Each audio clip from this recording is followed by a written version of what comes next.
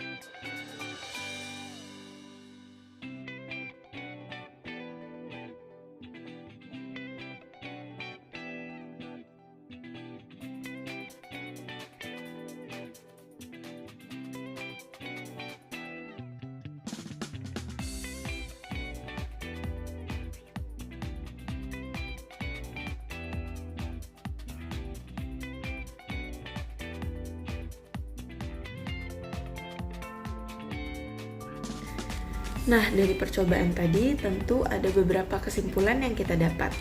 Yang pertama, yang mana katoda dan anodanya.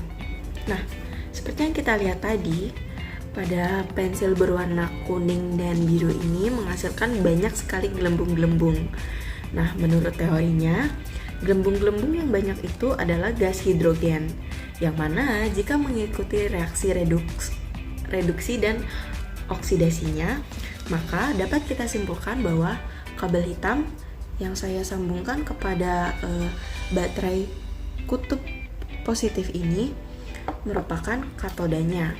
Sedangkan pada pensil biru ini kita tidak melihat begitu banyak gelembung-gelembung yang dihasilkan, sehingga kita bisa menyimpulkan bahwa kabel merah inilah yang menjadi sisi anodanya yang saya sambungkan ke kutub negatif.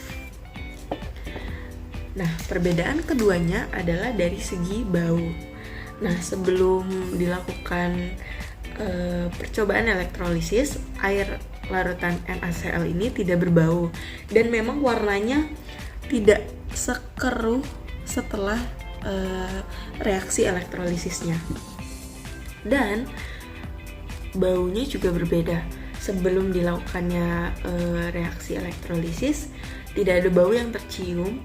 Tetapi setelah saya angkat pensilnya dan saya coba cium, baunya seperti bau besi dan kaporit. Jadi itulah perbedaan yang kedua.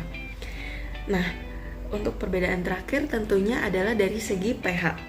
Sebelum kita lakukan reaksi elektrolisis, pH larutan NaCl adalah kisaran 7 atau mungkin 7 ke atas ya, karena setelah saya diamkan lagi ternyata menjadi makin sedikit lebih gelap.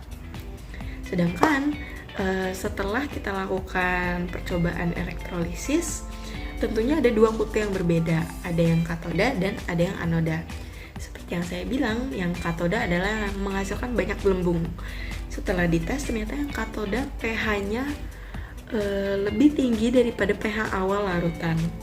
Sedangkan yang sisi anodanya pH-nya sedikit lebih turun daripada pH yang awal larutan NaCl itu. Untuk data lengkapnya akan saya sajikan dalam tabel.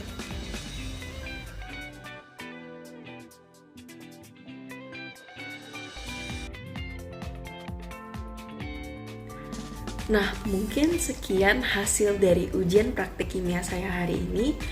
Saya harap kesimpulan dan observasi yang saya berikan cukup jelas. Dan bila ada yang kurang atau masih salah atau mungkin penjelasan saya yang kurang, saya meminta maaf sebesar-besarnya dan saya juga menerima saran dan kritik. Mungkin sekian, terima kasih telah menonton video ini dan salam hormat saya kepada penonton-penonton dan yang terhormat Bapak Ahmad Syakur sebagai guru kimia saya. Terima kasih.